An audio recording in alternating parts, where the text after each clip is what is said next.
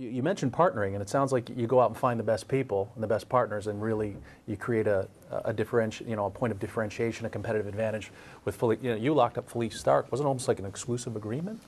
It is. Well, I started with Philippe. I mean, it took me a year to get him on the phone.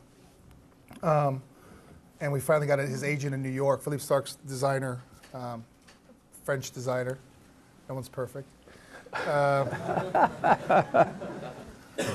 I joke, but so anyway, it took us a year. I was 26 years old.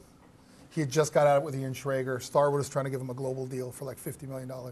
And here was this guy out of LA calling him saying, hey, I got a place on Sunset I want you to design for a club.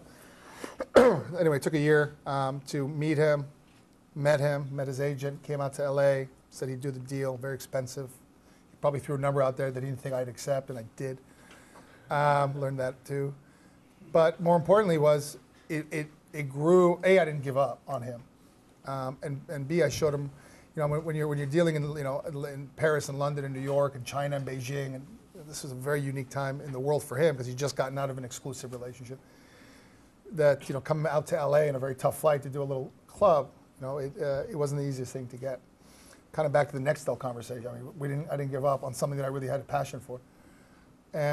So through that, we did another deal. We did where area is now. We had a design contract there, and then I bought a hotel in South Beach, which is right next to the Delano, which he designed. Actually, was the first kind of, I'd say, if you would put a finger on the emergence of boutique hotels, even the term was the Delano Hotel in South Beach, Miami, on 17th and Collins, and we bought the one right next door on the beach. So we signed a contract there, all one-off contracts. Then we did a restaurant nightlife exclusivity, where basically I prepaid for him to design six F&B brands, food and beverage brands, of which the first one was Katsuya. It was a 4-year contract.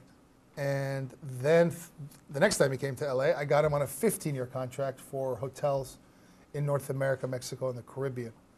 So our relationship grew, and he really became a true partner.